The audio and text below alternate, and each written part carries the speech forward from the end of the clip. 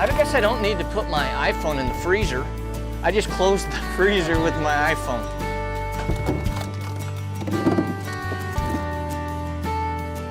First hunt of the season, you're always checking, double checking, and making sure you got everything. It's always that, are we taking too much stuff? Probably, but better to have it and not need it than to need it and not have it. And here we go, Wyoming season 9 is getting started right now.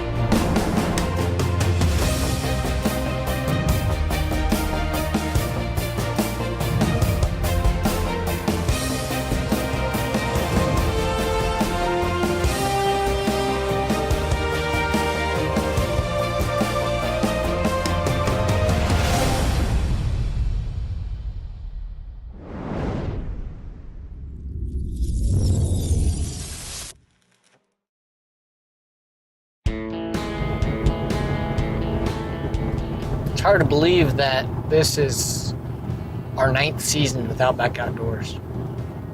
We love to kick off our season at Split Rock in Wyoming. With Q, he's just almost like he's part of the team. It's an opportunity for us to get organized, maybe shake some of the dust off, some of the, knock the rust off. This year it's kind of special because Dustin gets to hunt, and Dustin has, you know, he's behind the lens so much, and he's the main reason we look like we look, the main reason we tell the story like we tell the story. And I met him through Q at Split Rock. He actually had did some work for them kind of on the side, and Q said, man, you got to meet this guy. You got to meet him. He's got great storytelling ability. He's got a lot of great ideas, and so then of course I met Dustin, and that was over 3 years ago. And he's been part of the team, a major part of the team. This year's a little different for me. I was asked by Quentin and Trev if I wanted to come out and hunt a deer with them this year. I've been putting in for Wyoming for a few years now, so I put in for the region for Split Rock and drew my deer tag. So this year I'll be bow in hand with Trevon. It's pretty awesome. I met Trev through Quentin years ago before Outback, did some video work with him, and he's the one that introduced me to Trev, told me about this guy that just started a TV show, that I should get to know him. And it wasn't a couple months after that I started working for Outback.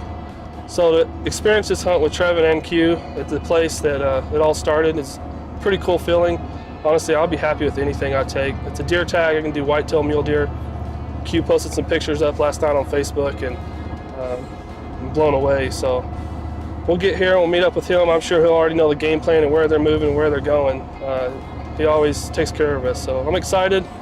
I'll still run the camera some, but for the most part, I'm going to have the bow and see if we can stick a deer in Wyoming. I guess that's 3, right? 3's the one that wasn't running. This is 4. Oh, 3, 2, 1. There's a lot of stinking deer out in that oak and pivot too.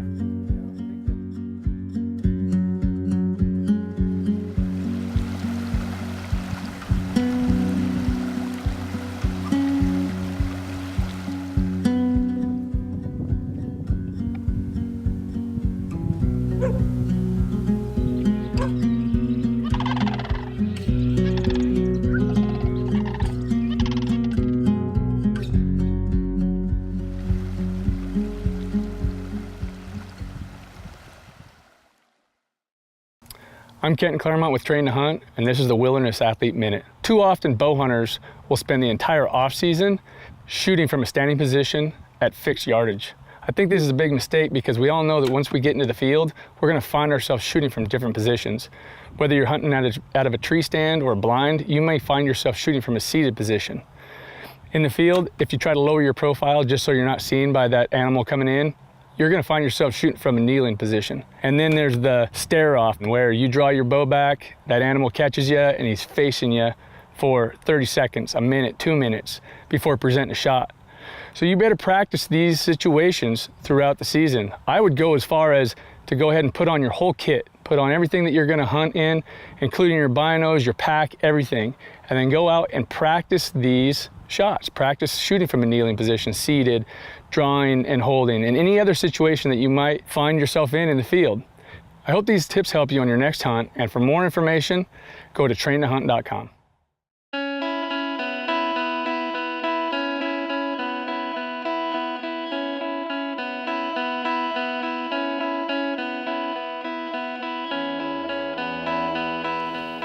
Dustin is set up at a spot that last year Sean got in. He put a ghillie suit on and crawled in the grass, and that's where he killed his buck last year. But this year we did a little different. We didn't go in the grass. We actually brought him a little bit closer to the end of the field and tucked him back in some shrubs, and he's actually really well camouflaged. We've got a pretty neat little setup going here. We were watching 2 mule deer, and they actually bedded off of probably what, 1 or 2 pivot row, 1 pivot tire in, and they're behind some tall grass. We've got some antelope up here, but there were some other whitetail doe that were in the way, and they've moved off. So what we're gonna try and do, we got Dustin down here, we're gonna try and sneak off in here with an antelope decoy and just get down there. Then once we get down there, I'm gonna belly crawl straight at them and see if I can get within range. All right, they're right there. I wanna say 150.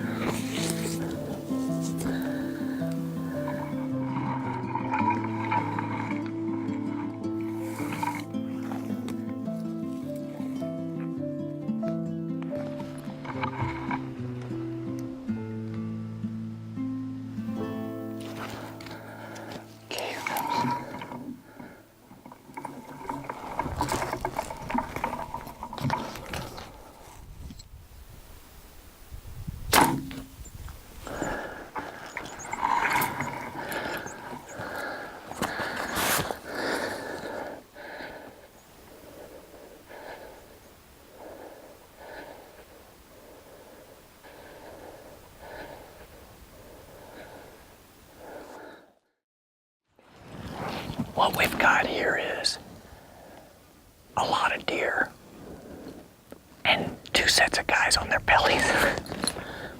I'm pretty sure my buck is done. I saw him kind of kick and his head came up out of the alfalfa, and then we have not seen it come up since. So we've got him spot where he's down.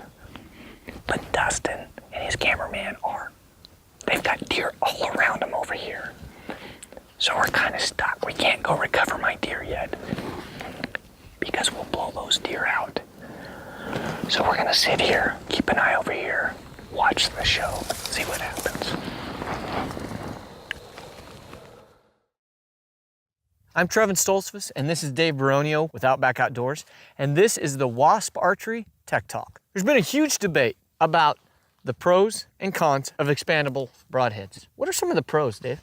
I personally prefer to shoot an expandable broadhead. It is low profile, it shoots just like my field points, it has a huge cutting diameter, creating a large hole. Companies have really made some great advancements in the efficiency of the deployment, holding them together during flight in expandable broadheads. There's a lot of cons people bring up, one of them being mechanical failure. With any moving part, you have the possibility of failure. There's also the situation where the broadhead actually deploys too soon because there's a mat of hair there. Before it gets in the meat, it's actually deploying and we lose penetration. I think the most important thing is shoot what you, first of all, trust, but you shoot what you're accurate with, because accuracy trumps everything. Is it gonna work on the game that you pursue? Is it legal in the state that you're gonna be hunting in? And most importantly, is it accurate and deadly for your setup? For more information, visit Wasp Archery. Make the switch.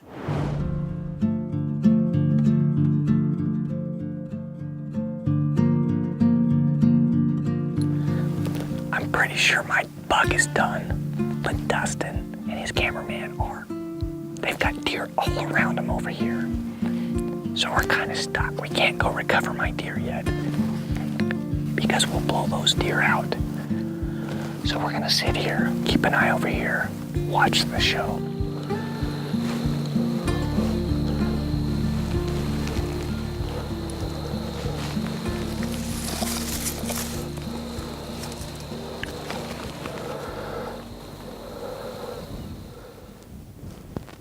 There he's going, goodness gracious. He's going at a pretty good pace.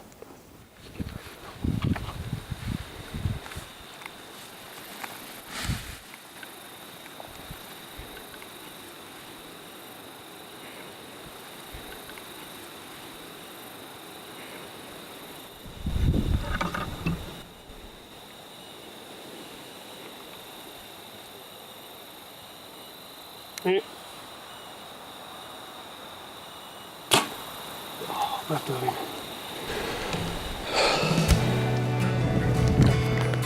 Yeah, I shot left of him. It's quite the evening here. We were covered up in deer from the moment we got settled down here. Had a few small whitetail bucks come through. One I thought about taking. And then a nice mule deer buck came in and I missed him.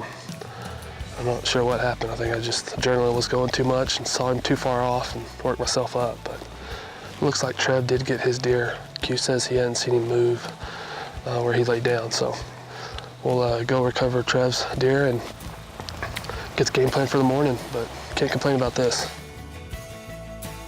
He is a neat deer, and look how big he is.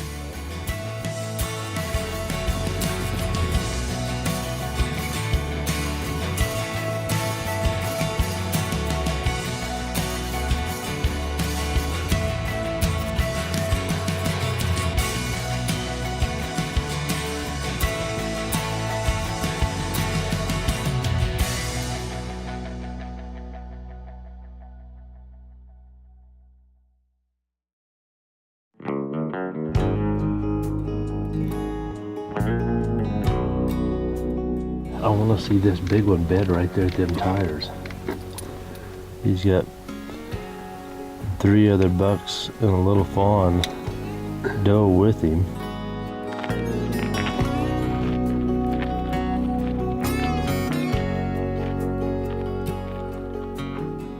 So, this big buck we were watching actually bedded down in the field. He's got a couple little bucks with him. Q's up on the haystack, Trev's on the hill. We're gonna try to use these pivot tires to block us moving in. We'll just take it nice and slow. He's laying there. We just gotta be cautious of another deer. He's a big buck. Behind me like a stone, while she said goodbye to the last Red Rock rider. She said you'll never see the morning sun. One last ride. Okay, buck bedded down. Okay, that's not a bad spot. Midnight run. We followed tracks down through the canyon to two lame horses they'd abandoned. A river shining beneath that ghost white Texas moon. I could feel the gunfire, knew it was coming soon, and I said a prayer for the last Red Rock. She's looking. Get ready. To the last of the Red Rock riders. Stop. I knew he'd never see the morning sun. One last ride into the sunset. One last midnight run.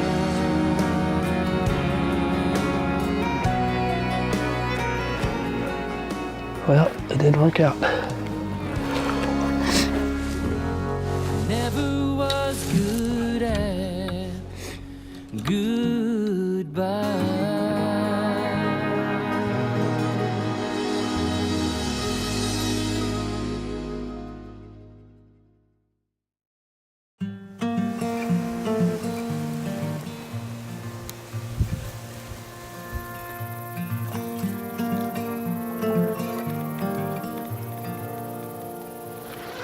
We're back in the same spot.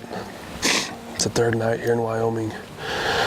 Trev and Garrett had to head to Montana. Trev has deer tag and the antelope tag, so they had to get out of here.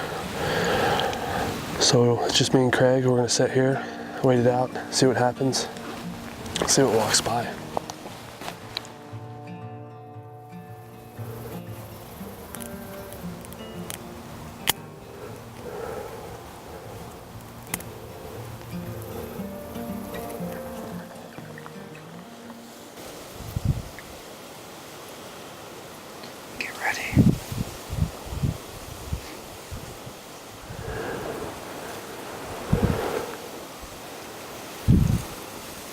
I'll shoot that buck.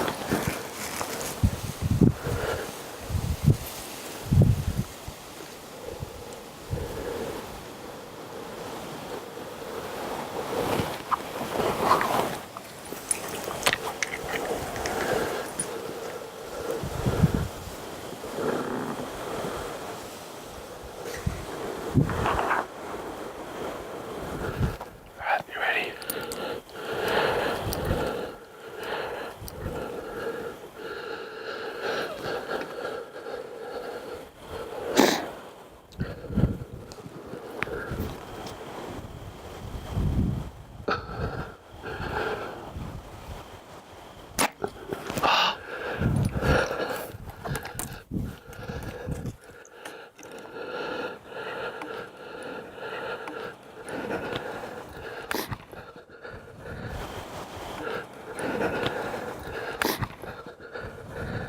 Me.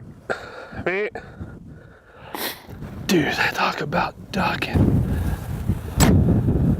Yeah, he got to 48 yards. Man, I didn't think he was that alert. But holy crap, did he duck. Clean miss, right over his back. We'll have to look at the footage and see if my placement was gonna be good.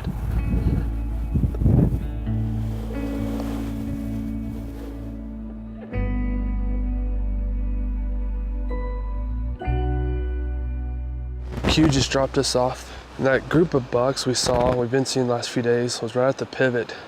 Looks like they were fixing to start heading this way. So we're kind of getting ready to ambush them. So Q just got back to where we last saw the deer. They're not there. So that means they're somewhere in between where he is and where we are. So we're just gonna stay low, see if we can see them before they see us, but they'll be coming this way.